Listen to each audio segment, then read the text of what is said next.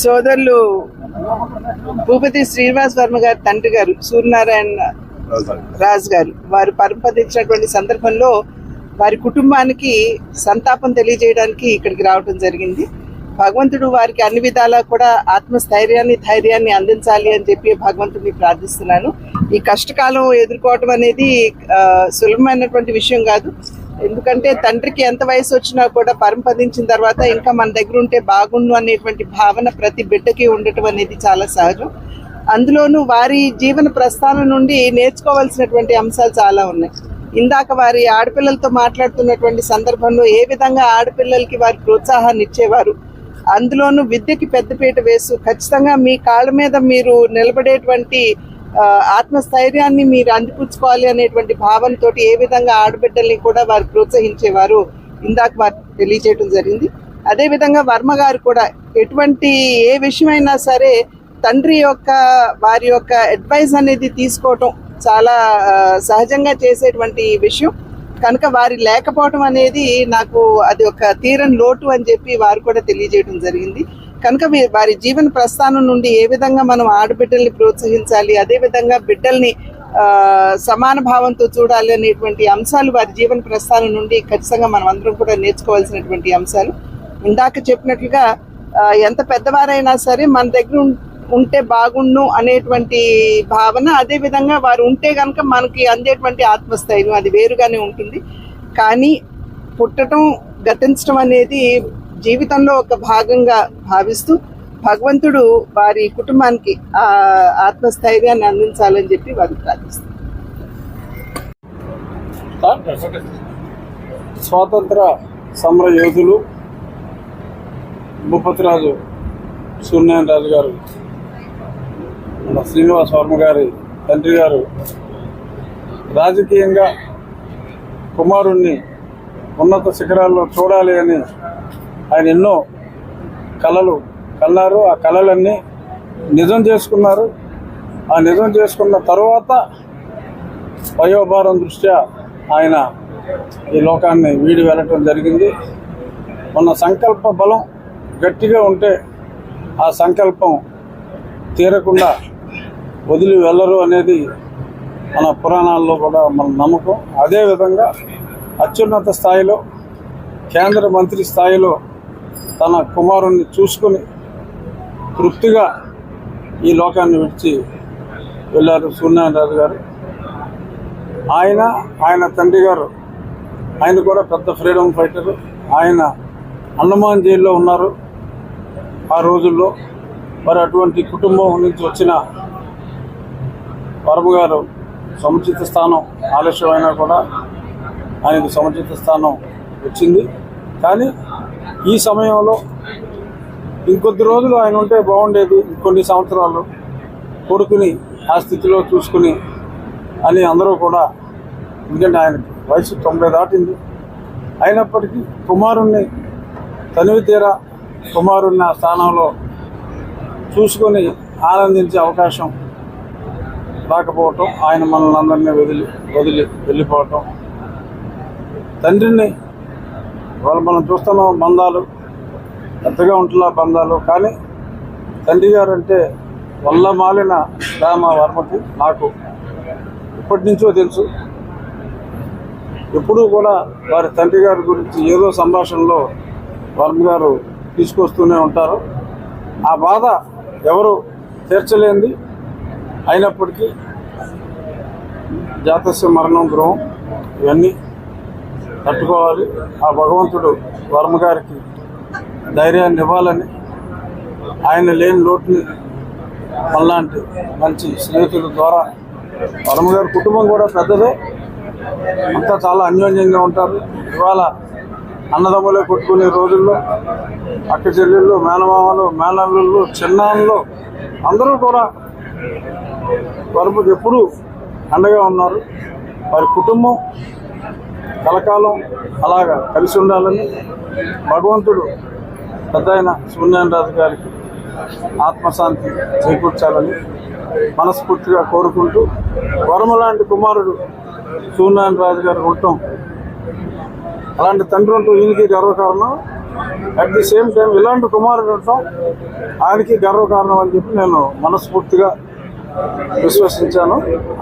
అదే మాట నేను విశ్వసించిన మాట చెప్తున్నా. వరం గారు ధైర్యంగా ఉండి ప్రజాసేవలో మూలిగిపోవాలి. ఆయనకి అండగా అందరూ ఉందాం. నియోజకవర్గాన్ని పెద్ద అయిన కోరికగా అభివృద్ధి చేసుకుంటాం. Thank you.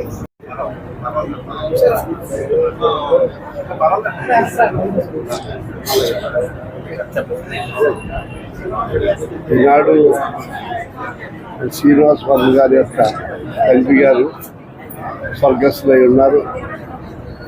ఆ మహానుభావుడు 90 సంవత్సరాలు నుండి 91 సంవత్సరం దాకా తీర్చిపోయి కాకుండా తన బిడ్డల్ని మంచి సంస్కారవంతులుగా అంతే కాదు అలా పెంచి వాళ్ళని సమాజానికి ఉపయోగపడేటువంటి మనుషులుగానే ప్రసాదించారు మహానుభావుడు. ఈవేళ మన వరం గారు వాళ్ళ సిస్టర్లన్నీ చూసిన తర్వాత నాకు చాలా గర్వం అనిపిస్తుంది ఆ కుటుంబం చూసి. ఆ ముగ్గురు కూతుళ్ళు తండ్రి కోసం ఇక్కడే ఉంటూ తల్లి కోసం ఇక్కడ ఉంటూ పొద్దున్న బ్రేక్ఫాస్ట్ ఒక అమ్మాయి ఒక కూతురు అవుతే మధ్యాహ్నం కూతురు అవుతే సాయంకాలం చూసి ప్రతిరోజు ముగ్గురు ఆడపిల్లలు అబ్బాయి తల్లిదండ్రులతో కలవటం అనేటువంటిది నేను ఎప్పుడు ఇవ్వలేదు. అలాంటి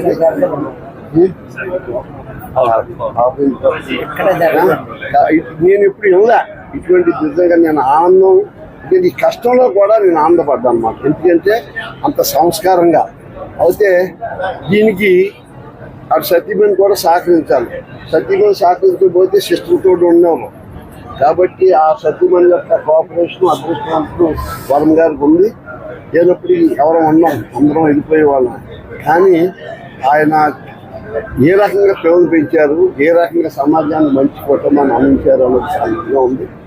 లేనప్పటికీ కూడా ఈవేళ పెద్దలు అందరూ రావటం జరిగింది. వాళ్ళందరితో పాటు మేము కూడా మా సతీమణి మేము కూడా రావటం జరిగింది. ఏదైనప్పటికీ అందరూ వెళ్ళిపోయే వాళ్ళమే. కానీ ఈవేళ ఆ మహానుభావుడికి విన్నాక నాకు నిజంగా చాలా గర్వం అనిపిస్తుంది. మరోసారి ఆ భగవంతుడు ఈ బిడ్డల్ని అన్ని రకాలుగా అధికారంతో పాటు పైగా మనిషికి నేను ఎప్పుడూ నా పరిచయం ఉంది. ఆయనతో కూడా నేను పోటీ పడ్డాను ఎలక్షన్లో. ఎప్పుడు కూడా ఒక క్వాలిటీ ఆఫ్ లైఫ్ బతికినటువంటి వ్యక్తి. నన్ను ఒక్క పరిశ్రమాక్షం అనలేదు, నేను కూడా ఆయన అనలేదు. ఆయన సంస్కారమే ఇవాళ ఈ స్థాయికి తీసుకెళ్ళింది నేను నమ్ముతున్నాను.